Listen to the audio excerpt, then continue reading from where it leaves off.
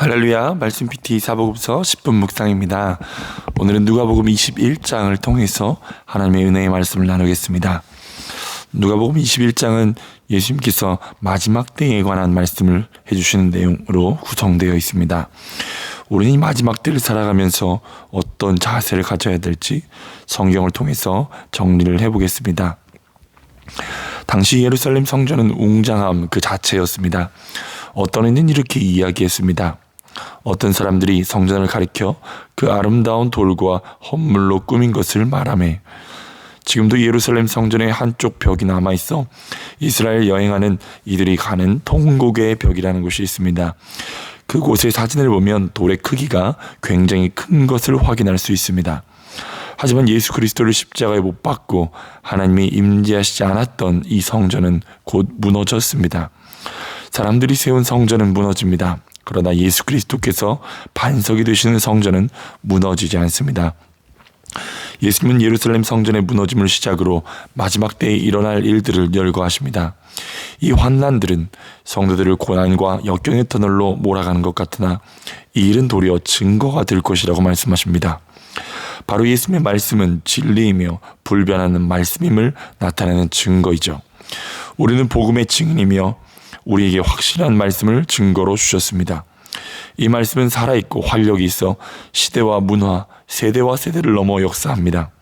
지금도 이 말씀을 믿고 의지하는 자들에게 초대교회에서 나타난 역사와 동일한 역사가 나타납니다. 예수님께서 말씀하십니다.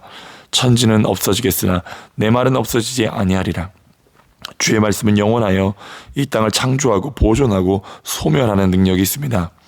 오직 주의 말씀에 붙잡힌 자들만이 영원한 천국에 들어갈 것입니다. 지금도 환난의 징조는 세계 곳곳에서 일어나고 있습니다. 과학이 발달하고 경제가 흥황하고 의료기술이 발전한다고 해도 이 환난의 징조는 끊임없이 일어나고 있습니다.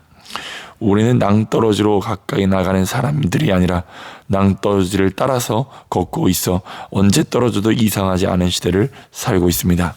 그렇다면 우리는 어떻게 해야 합니까? 환난과 핍박은 우리에게 그리스도를 증거하는 도구가 될 것입니다. 그리스도를 따르는 길은 세상적으로 꽃길은 아닐 수 있습니다. 고난이 있습니다. 광야의 길일 수 있습니다. 그러나 그리스도를 따르는 자들에게 고난의 시간이 확실하듯이 받을 영광은 더욱 분명합니다. 예수님은 이 영광의 소망을 빼앗기지 않도록 우리에게 명령하십니다. 너희는 스스로 조심하라. 그렇지 않으면 방탕함과 술취함과 생활의 염려로 마음이 둔하여지고 뜻밖의 그날이 덫과 같이 너에게 임하리라. 우리는 이 말씀을 통해서 두 가지를 유념해야 합니다. 첫째는 스스로 조심하라는 것입니다. 조심하지 않으면 방탕함, 술취함, 생활의 염려로 마음이 둔하여지고 뜻밖의 그날이 덫과 같이 임한다고 말씀하십니다. 한마디로 무엇을 조심해야 합니까? 마음이 둔하여지지 않도록 조심해야 합니다. 잠언 4장 23절에 모든 지킬 만한 것 중에 더욱 내 마음을 지키라. 생명의 근원이 이에서 남이니라고 말씀합니다. 마음은 생명의 근원입니다. 마음이 생명의 근원인 이유는 이 마음에 생명의 주를 모시고 살기 때문입니다. 우리는 방탕하거나 성령이 아닌 술에 취하거나 하늘의 소망이 아닌 이 땅을 바라볼 때 찾아오는 생활의 염려로 마음이 어두워질 수 있습니다. 그러므로 우리는 다음의 말씀을 떠올리며 우리 마음이 굳어지거나 어두워지지 않도록 해야 합니다. 첫 번째는 하나님 말씀에 감격이 있는지를 살펴봐야 합니다. 이사야 44장 18절에 그들이 알지도 못하고 깨닫지도 못하면 그들의 눈이 가려서 보지 못하며 그들의 마음이 어두워져서 깨닫지 못함이니라. 마음이 어두워지면 나타나는 두드러지는 특징은 하나님 말씀에 대한 설렘이 없다는 것입니다. 그러니 예배에 감격이 없고 말씀을 겸손하게 듣기보다 교만해집니다. 하나님의 말씀으로 듣기보다 사람의 말로 받아들입니다. 진리의 말씀에 대한 감각을 잃어버리면 자신의 생각, 자신의 경험, 사람의 말에 붙잡히게 됩니다. 하나님 말씀에 대한 감격을 회복하기를 기도합시다. 두 번째는 하나님께 범사에 감사하고 있는지를 보아야 합니다. 로마서 1장 21절에 하나님을 알되 하나님을 영화롭게도 아니하며 감사하지도 아니하고 오히려 그 생각이 허망하여지며 미련한 마음이 어두워졌다고 말씀하십니다. 하나님의 존재에 대해서 부정하지는 않으나 그 하나님께 감사와 영광을 돌리지 않는다면 그 마음이 어두워져 있는 것입니다. 우리가 염려와 걱정에 쌓이면 하나님이 살아계심에도 그 하나님이 보이지 않습니다. 그러나 감사하면 생명의 빛이 우리 마음에 비추이기 시작합니다. 생활의 염려와 나의 죄로 인하여 감사의 입술이 열리지 않을 때에도 감사를 선포해 보십시오. 감사의 글을 써보십시오. 염려와 걱정에 쌓여있던 마음이 살아계신 주님을 인정하기 시작한 순간부터 밝은 빛에 거하게 될 것입니다. 세 번째는 하나님께서 하신 일을 잊지 말아야 된다는 것입니다. 신명기 4장 9절에 오직 너는 스스로 삼가며 내 마음을 힘써 지키라. 그래요, 내가 눈으로 본 그 일을 잊어버리지 말라. 내가 생존하는 날 동안에 그 일들이 내 마음에서 떠나지 않도록 조심하라.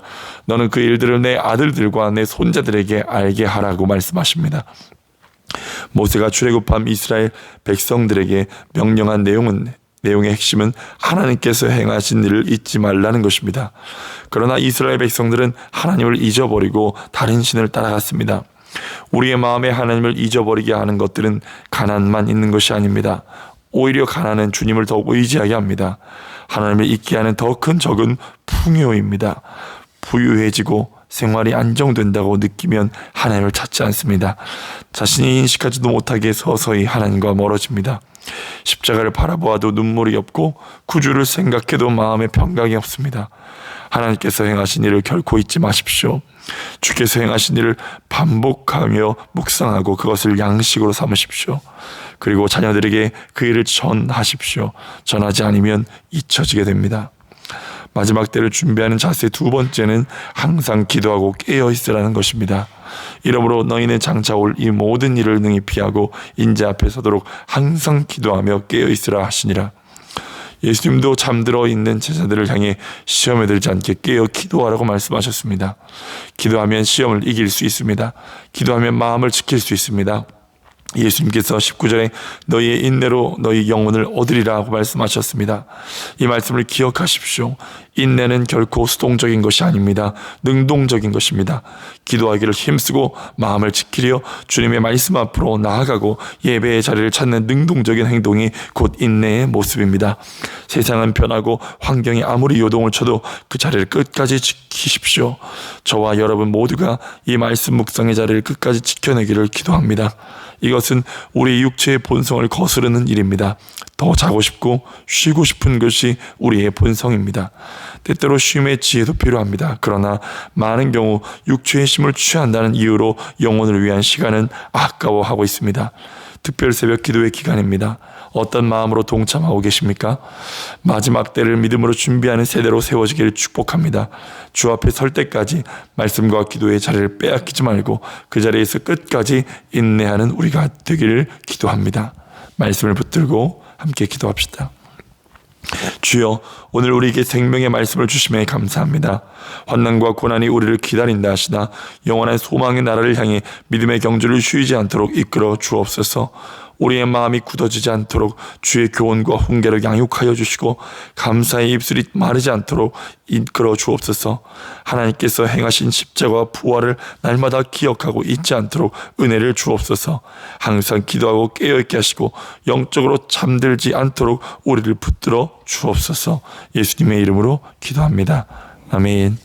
오늘 하루도 이 말씀의 자리, 기도의 자리를 사모하면서 마지막 때까지 우리 믿음의 인내를 나타내는 여러분들이 되시기를 축복합니다. 감사합니다. 사랑합니다.